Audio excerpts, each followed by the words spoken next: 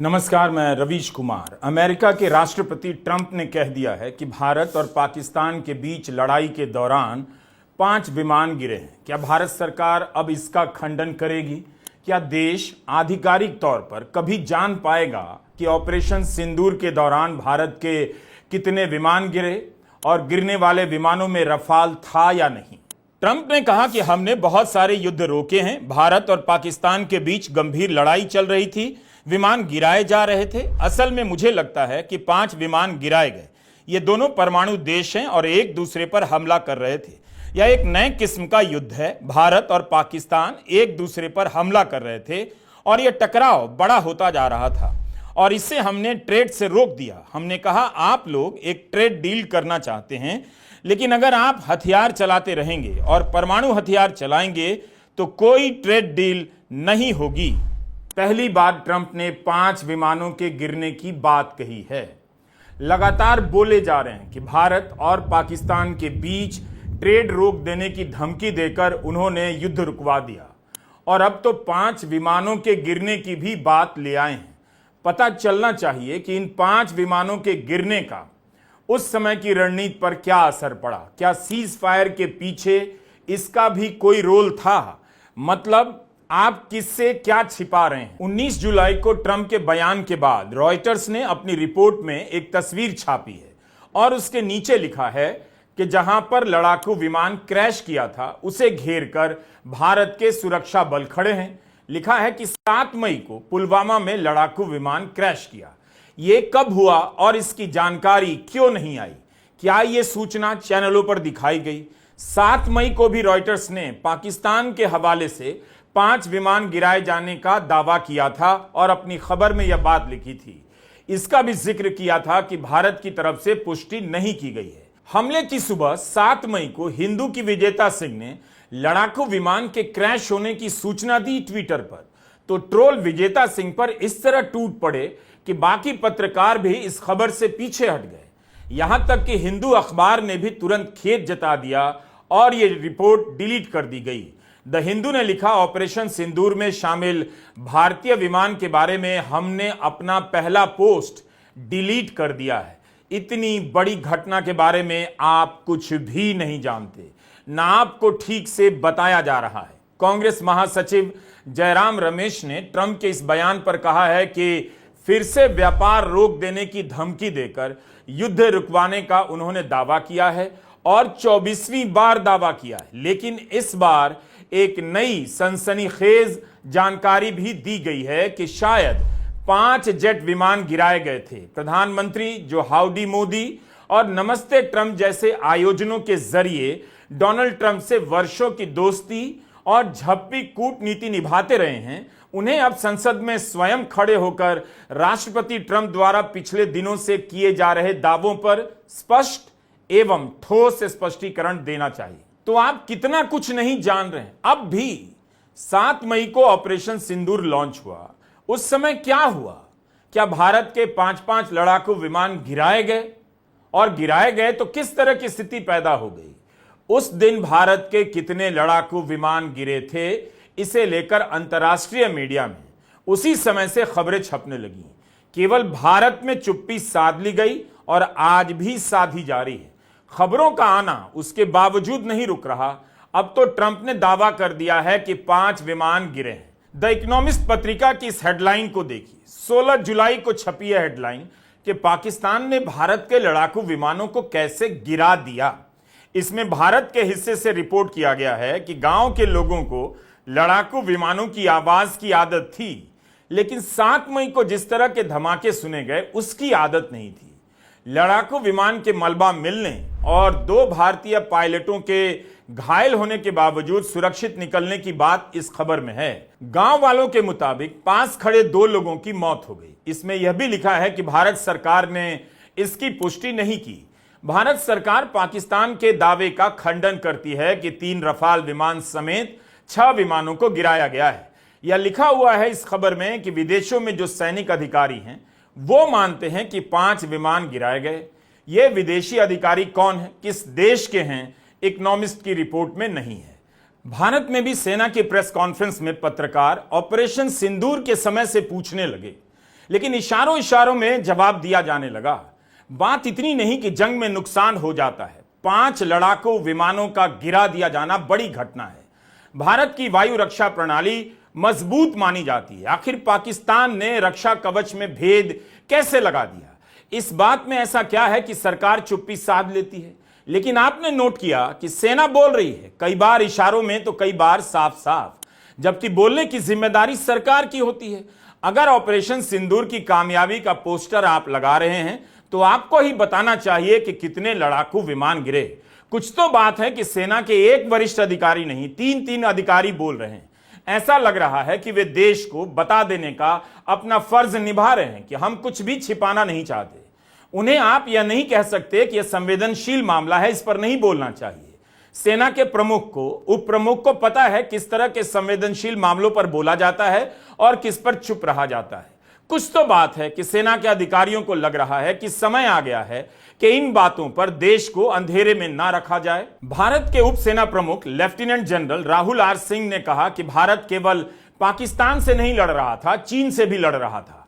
Front Pakistan था, चीन उसके पीछे था। चीन ने पाकिस्तान को 81% हथियार पिछले कुछ वर्षों में दिए हैं। उपसेना अध्यक्ष ने कहा, हम तीनों दुश्मनों से लड़ रहे थे, जिसमें से चीन एक था, और चीन ने पाक को लाइव इनपुट दिए, रियल टाइम इंटेलिजेंस दी। तुर्की ने भी पाकिस्तान की मदद की। चीन के लिए ऑपरेशन सिंदूर एक प्रयोगशाला बन गया। वह दूसरे हथियारों पर अपने हथियारों को टेस्ट करने लगा। भारत सरकार ने तो कभी नहीं कहा कि चीन भी पाकिस्तान की मदद कर रहा था। चीन का नाम ही नहीं लिया जा रहा है। लेकिन सेना इस सच को क्यों बता रही है? अगर यह सच है तो फिर भारत सरकार चीनी कंपनियों को निवेश में छूट देने की रणनीति क्यों बना रही है? यह खबर भी रॉयटर्स की है, 18 जुलाई की है। सरिता सिंह और निकुंज ओहरी ने 3 अलग अलग सरकारी सूत्रों से बात कर अपनी रिपोर्ट लिखी है। इस रिपोर्ट का सार यह है कि नीति आयोग ने चीनी कंपनियों के लिए ढिलाई देने का प्रस्ताव दिया है। भारत की कंपनी में चीन की कंपनियां बिना सुरक्षा क्लियरेंस के 24% की हिस्सेदारी ले सकती हैं। इसके लिए किसी मंजूरी की जरूरत नहीं होनी चाहिए। आप देखिए एक खबर कैसे दूसरी खबर से जुड़ती चली जाती है। हिंदी अखबार पढ़ेंगे पता ही नहीं चलेगा। चैनलों पर इतनी मेहनत से आपको कोई नहीं बताएगा। नीति आयोग क्यों चीनी कंपनियों को राहत देना चाहता है? क्या बीजेपी अब चीनी कंपनियों को, उसके उत्पादों को शक से देखना बंद कर चुकी है? अगर चीन रियल टाइम डेटा पाकिस्तान को दे रहा था, पाकिस्तान के साथ भारत के खिलाफ युद्ध लड़ रहा था, तब चीन पर इतना विश्वास क्यों किया जाना चाहिए? एक तरफ प्रधानमंत्री मोदी चीनी सामान के बहिष्कार का इशारा करते हैं और दूसरी तरफ नीति आयोग चीनी कंपनियों के निवेश का रास्ता आसान बनाना चाहता है। हम गांव-गांव व्यापारियों को शपथ दिलवाएं, व्यापारियों का कितना ही मुनाफा क्यों ना हो, आप विदेशी माल नहीं बेचोगे। लेकिन दुर्भाग्य देखिए, गणेश जी भी विदेश से आ जाते हैं। छोटी आंख वाले गणेश जी आएंगे, गणेश जी की आंख भी नहीं खुल रही है। होली रंग छिड़कना है, बोले विदेशी। हमें पता था, आप भी अपने घर जाकर के सूची बनाना। सचमुच में ऑपरेशन सिंदूर के लिए एक नागरिक के नाते मुझे एक काम करना है। आप घर में जाकर सूची बनाइए कि आपके घर में 24 घंटे में सुबह से दूसरे दिन सुबह तक कितनी विदेशी चीजों का उपयोग होता है।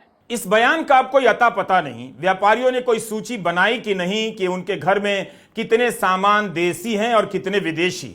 इस तरह की बातों में देश को उलझाया जाता है और खबर कहीं और से आती है कि भारत के 5 लड़ाकू विमान गिरा दिए गए। ट्रंप ने नाम नहीं लिया भारत का, लेकिन 5 लड़ाकू विमान गिराए जाने की चर्चा भारत के संदर्भ में ही हो रही है। सिंगापुर में सेना प्रमुख जनरल अनिल चौहान ने पहली बार स्वीकार किया विमान गिरे हैं, लेकिन कहा कितने गिरे हैं यह जरूरी नहीं, क्यों गिरे हैं यह जरूरी है। इस क्यों का एक जवाब उप सेना प्रमुख lieutenant general Rahul R Singh ने दे दिया कि चीन पाकिस्तान की मदद कर रहा था। लेकिन क्या राजनीतिक नेतृत्व की वजह से भी चूक हुई, जिसकी तरफ सेना के ही एक अधिकारी ने इशारा किया था? कुछ दिन पहले इंडोनेशिया की एक यूनिवर्सिटी के सेमिनार में भारत के defence attache captain Shiv Kumar ने कह दिया, राजनीतिक नेतृत्व की बंदिशों के कारण भारत ने लड़ाकू विमान खोए। Tribune, Hindustan times, times of India, telegraph जैसे तमाम अखबारों में कैप्टन शिव कुमार का बयान छपा। कैप्टन शिव कुमार 35 मिनट की अपनी प्रस्तुति में बता रहे थे कि भारत की वायुसेना को लड़ाकू विमानों का नुकसान इसलिए हुआ क्योंकि राजनीतिक नेतृत्व द्वारा सैन्य और वायुसेना से जुड़े ठिकानों पर हमला करने की बंदिश थी। हमने इस पर एक वीडियो भी बनाया है, आप पूरा देख सकते हैं। Separation of enemy air defense and destruction of enemy air defense is very, very important. As brought out by Bapa Tommy Domtomo, that India lost a lot of aircrafts. I may not agree with him that India lost so many aircrafts, but I do agree that we did lose some aircraft, and that happened only because of the constraint given by the political leadership to not attack the military establishment or their air defenses. तो बताना चाहिए भारत के कितने विमान गिरे, कौन कौन से गिरे, 5 गिरे तो क्यों गिरे? चीन की भूमिका थी तो उसी वक्त चीन को लेकर बात क्यों नहीं हुई? बाद में भी बात क्यों नहीं हो रही है? 5 साल बाद विदेश मंत्री एस जयशंकर चीन गए शंघाई सहयोग संगठन की बैठक में हिस्सा लेने। 2020 में गलवान में हुए टकराव के बाद यह उनका पहला चीन दौरा था। वहां उन्होंने आतंकवाद और पाकिस्तान को लेकर साफ साफ कहा, लेकिन चीन का नाम नहीं लिया। जब इतना ही कहना था कि एससीओ का मूल उद्देश्य है आतंकवाद, अलगाववाद और उग्रवाद के खिलाफ जीरो टॉलरेंस, कुछ देश आतंकवाद को समर्थन देने या उसका बचाव करने की कोशिश करते हैं, जो न केवल एससीओ के सिद्धांतों के खिलाफ है बल्कि वैश्विक शांति और सुरक्षा के लिए भी खतरा है। भारत चीन संबंधों में किसी तीसरे देश की कोई जगह नहीं होनी चाहिए। चीन का नाम यहां भी नहीं लिया। चीन पाकिस्तान की मदद कर रहा है तब जब भारत आतंकवाद को लेकर उससे लड़ रहा है, और भारत कह रहा है चीन और भारत के बीच किसी तीसरे देश की कोई जगह नहीं होनी चाहिए। क्या यह कड़ा बयान है, आंखों में आंखें डालकर कुछ कह देने वाला बयान है? ये कुछ देश कौन है? तुर्की के ट्रैवल एजेंट का विरोध शुरू हो गया। तुर्की जाने वालों से कहा जाने लगा यात्रा रद्द कर दीजिए। पाकिस्तान की मदद कर रहे चीन पर चुप्पी साध ली जाती है। क्या यह समझौता नहीं? सांसदों का दल कई देशों में गया लेकिन पाकिस्तान करता रहा, चीन का नाम तक नहीं लिया। क्या सांसदों को सही जानकारी दी गई थी? लेकिन भारत के उपरक्षा प्रमुख चीन का नाम साफ साफ लेते हैं कि चीन ने पाकिस्तान की मदद की। तो अब कोई तो बताए कि भारत के 5 लड़ाकू विमान गिराए गए, उसमें चीन की क्या भूमिका थी? 15 जुलाई को जयशंकर ने चीन के राष्ट्रपति शी जिनपिंग से मुलाकात की। इस खबर को लेकर गोदी मीडिया में कुछ जगहों पर फर्जी हेडलाइन लगाई गई कि जयशंकर के सामने शी जिनपिंग गिड़गिड़ाने लगे। क्या गोदी मीडिया भारत की जनता को मूर्ख समझता है? चीन का नाम तो लिया नहीं जा रहा और शी जिनपिंग जयशंकर के सामने गिड़गिड़ाने लगे। इस तस्वीर को पोस्ट करते हुए एस जयशंकर ने लिखा था, मैंने राष्ट्रपति शी को दोनों देशों के द्विपक्षीय रिश्तों में आए हालिया बदलावों से अवगत कराया। इस मामले में हमारे नेताओं के मार्गदर्शन की सराहना करता हूं। अवगत कराया? क्या यह भारत के विदेश मंत्री का काम है कि वे चीन के राष्ट्रपति को द्विपक्षीय रिश्तों से अवगत कराएं कि क्या बदलाव हुआ है, तो देश को भी अवगत कराएं? आखिरी बार कब ऐसा हुआ कि चीन के विदेश मंत्री ने भारत के प्रधानमंत्री को दोनों देशों के द्विपक्षीय रिश्तों से अवगत कराया हो? 2.5 साल पहले फरवरी 2023 में विदेश मंत्री एस जयशंकर ने एएनआई के पॉडकास्ट में कहा था, मैं एक छोटी अर्थव्यवस्था होने के नाते क्या करूं? एक बड़ी अर्थव्यवस्था से जाकर लड़ाई मोल ले लूं? रिएक्ट करने की बात नहीं है, यह कॉमन सेंस की बात है। जयशंकर का बयान यहां समाप्त होता है। अब वही विदेश मंत्री शी जिनपिंग को भारत और चीन के रिश्तों के बारे में अवगत करा रहे हैं।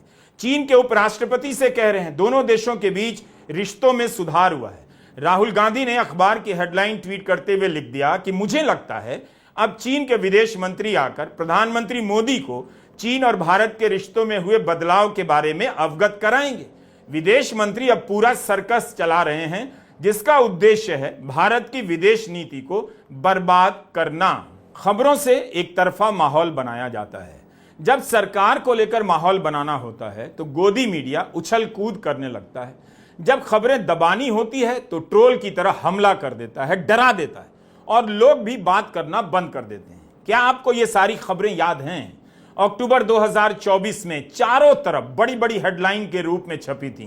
जैसे भारत और चीन के बीच समझौता हो गया है, चीन पीछे हटने को तैयार है, 2020 से पहले की स्थिति बहाल की जाएगी, सैनिक पीछे हटेंगे। जागरण ने तो हेडलाइन ही लगा दी कि भारत चीन के बीच खत्म हुआ सीमा विवाद। लेकिन क्या ऐसा हो गया? सीमा विवाद खत्म हो गया? इसके बाद आपने हिंदी मीडिया में कुछ भी पढ़ा देखा कि जो समझौता हुआ है अक्टूबर 2024 की जो खबर है वो कहां तक आगे बढ़ी? पूर्वी लद्दाख में कुछ बदला है या नहीं? लेकिन 6 महीने बाद क्या हुआ? चीन तो पाकिस्तान की मदद कर रहा था। यह बात हम नहीं, भारतीय सेना के उप सेना प्रमुख कह रहे हैं। अजीब हालत हो गई है। अहमदाबाद में एयर इंडिया का विमान क्रैश करता है, 1 महीने में इसकी आरंभिक रिपोर्ट आती है और इसके बाद भी कई तरह की थ्योरी चलाई जाने लगती है। पायलट की भूमिका को लेकर कितनी खबरें आ गई।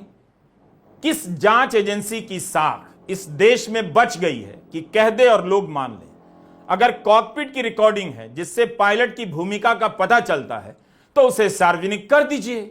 इतने सारे सवाल उठ रहे हैं और वही हाल है ऑपरेशन सिंदूर के समय लड़ाकू विमानों का। और आप इन सब के बावजूद अंधेरे में हैं। नमस्कार, मैं रवीश कुमार।